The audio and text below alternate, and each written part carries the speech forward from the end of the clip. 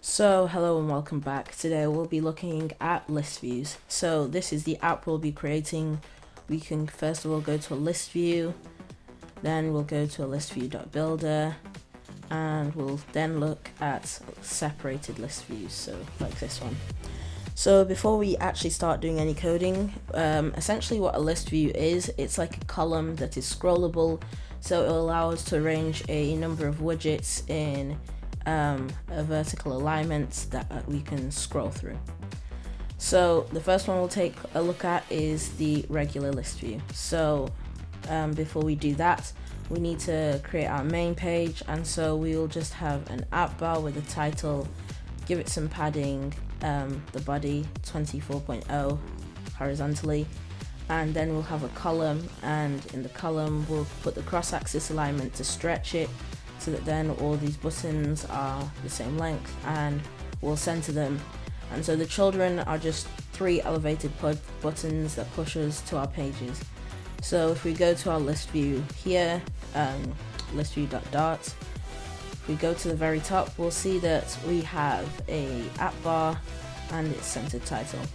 And then we give it an edge inset, all 24, so give it some padding. And then we give it some children. So this is when you, this is an example of a list view where you explicitly give it a certain amount of children, and this is fine for a small number of elements like we do have here, so a color block. While we're here, I will explain the color block. So the color block is just a custom widget. You give it some text, and then it will get a color from that text, which using this method, get color from string, and it just checks what the name of the text that has been given to it, and it'll return a color based on that. So, and then back here again in our container, we'll just give it a height of 100, give it color, and center the text and make the text white.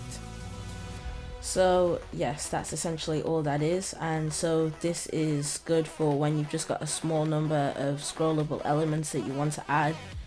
But often you will be working with large amounts of data in an app. So if we go over to listview.builder, so here in our listview.builder, we have actually got a list of 244 colors. So as you can see, it just goes all the way down. So this is, I think, considering our last example, is a fairly large amount of data. So if you were making an app, you'd probably be collecting this data from somewhere like Firestore or using some other database, but here I've just got 244 colors.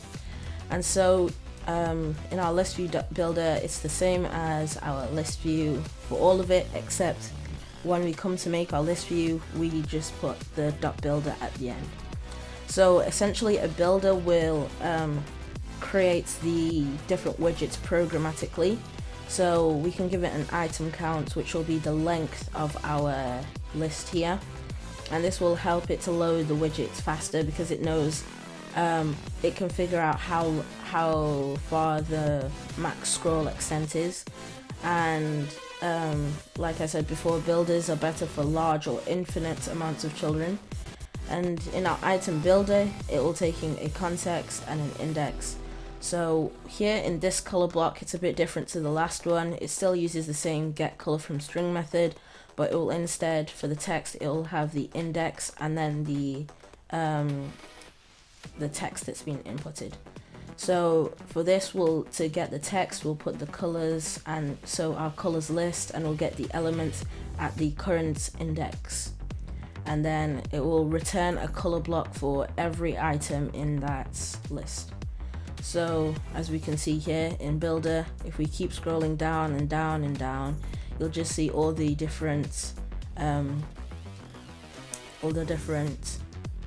colors with their index next to them, and it'll go all the way down to 244. And then listview.separated is very similar to a listview.builder, but instead of just having the listview.builder, it's separated here, but we also need to have a separated builder, which will add a certain divider or another widget in between the individual color blocks just to separate them out. So this can just help add a bit of white space to your app to make things feel a lot cleaner. Here we just have a grey divider that's a thickness of 5. So I hope this helped you. I will have all the source code for this linked down in the description. Any requests for further videos, just leave them down in the comments. Hope you enjoyed it. If so, hit the like button, subscribe, and I'll see you around.